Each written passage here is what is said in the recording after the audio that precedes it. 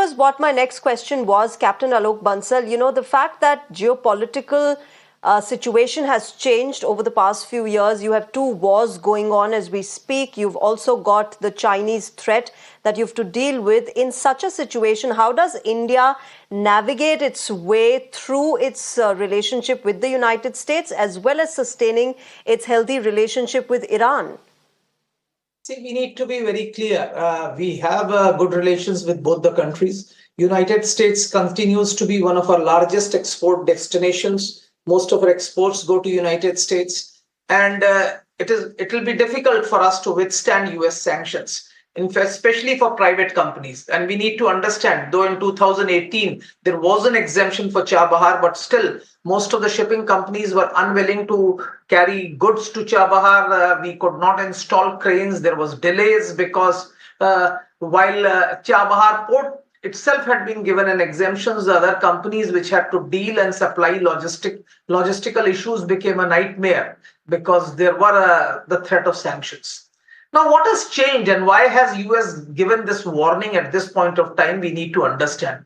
Firstly, unlike 2018, when Afghanistan was an important factor where US troops were there, NATO was present there, and I think it was in US interest to stabilize and develop Afghanistan. They have no such interest now in Afghanistan, considering the fact that you have a regime which is not recognized by any country in the world at this point of time.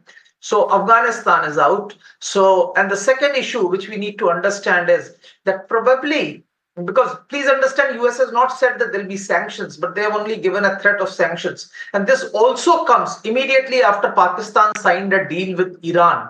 And when they threatened Pakistan also that there'll be sanctions will be imposed. But why do they even need to give that, Captain Bansal? They haven't imposed sanctions, but why do they even need to threaten India, one of their close allies, with sanctions? No, they are not threatening, but I think this was probably to project to the world that they are even-handed in dealing with these countries. And I'm not trying to say that they will not do so. But in international relations, we need to understand that US has imposed sanctions on Iran.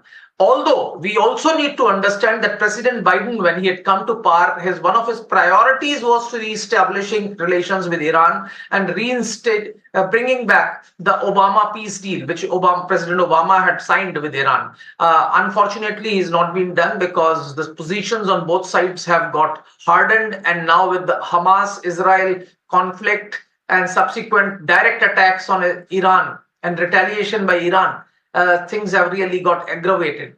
So that is as far as this is concerned. But we have a way of bypassing sanctions. We have continued to deal with the Russians, and we have actually been importing oil from Russia.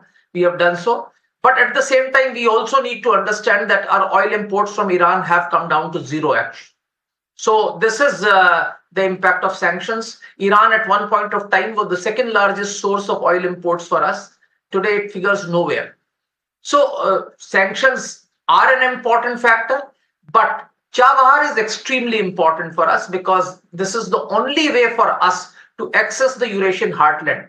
Not only Afghanistan, where we don't really have too much of interest now, but Central Asian republics, Trans-Caucasus region, the Caucasus regions, the countries like Azerbaijan, Armenia, Georgia. If we have to access all these countries, besides the Central Asian republics, Iran is the only country, and Chabahar is the closest port. The location of Chabahar being outside the Persian Gulf enables us to offload cargo faster and quicker.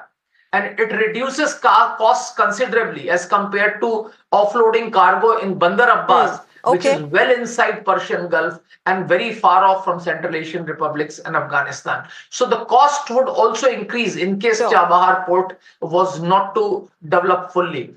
As of now, we have done some token shipments to Afghanistan in the past through Chabahar, but Chabahar has really not evolved as a credible gateway to Central Asia and Afghanistan, but because of various sanctions that were imposed on Iran.